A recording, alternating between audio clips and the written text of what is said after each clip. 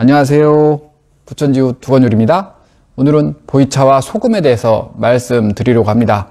차가 물인데다가 차를 드시면 땀과 소변을 많이 보시는 관계로 반드시 염분을 보충해 줘야 된다, 이런 말씀 하시는 분이 계십니다.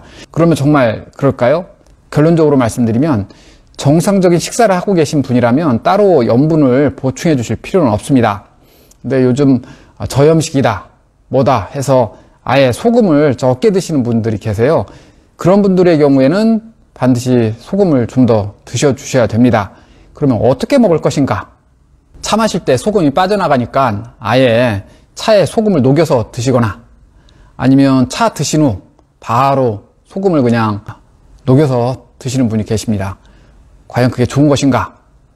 결론적으로 좀 긍정적이지 않습니다. 소금 자체가 굉장히 좀 자극적인 물질입니다.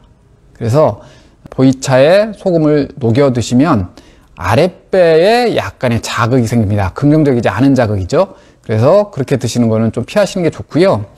차를 충분히 드신 다음에 바로 소금을 입안에 머금고 있다가 이렇게 녹여서 드시면 또에 약간의 문제가 생길 수 있습니다.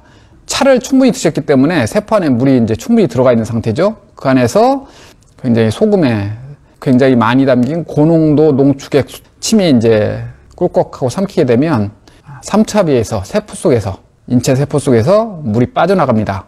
그러면 속이 메스꺼리게 되는 거죠. 그래서 차를 드실 때 소금 부족이 걱정되신다면 음식을 통해서 정상적으로 흡수하시는 게 제일 좋습니다. 그래서 음식은 좀 짭짤하게 드시는 게 보이차 드시는 분들의 소금 섭취 방법이시고요. 그러면 내가 소금을 너무 많이 먹어서 고혈압이나 소금에 의한 어떤 부작용을 겪게 되는 거 아닌가?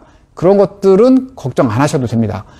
보이차 자체가 그런 것들에 의한 부작용들을 최소화해 주도록 하는 조종제의 역할이 굉장히 큰 역할 중에 하나입니다. 그렇기 때문에 보이차를 열심히 드시는 분들은 소금을 많이 드신다고 해서 생기는 부작용 거의 걱정하실 필요가 없다.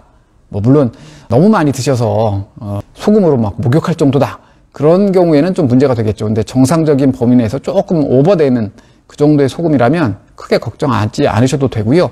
오히려 그렇게 드시는 게 몸에는 좀 더 이롭습니다. 왜냐하면 보이차가 소금이 넘치는 것은 깎아낼 수 있지만 부족한 것을 채워줄 수는 없거든요. 그래서 소금은 충분히 넣어주시는 게 좋습니다. 소금이 몸속에 들어와야 위산도 만들어지고요. 위산이 만들어져야 위장도 정상 작동이 됩니다. 즉 소화기관이 제대로 움직이는 겁니다. 그래서 소금을 좀 충분히 드셔주실 것을 추천드리는데, 그거는 음식을 통해서 정상적으로 드시는 게 좋지, 차에 섞어 드시거나 차를 마신 뒤에 바로 그냥 소금을 그대로 아그작 씹어서 드시는 것은 피하시는 게 좋다, 이런 말씀을 올리고 싶습니다. 지금까지 함께 해주셔서 감사합니다. 고맙습니다.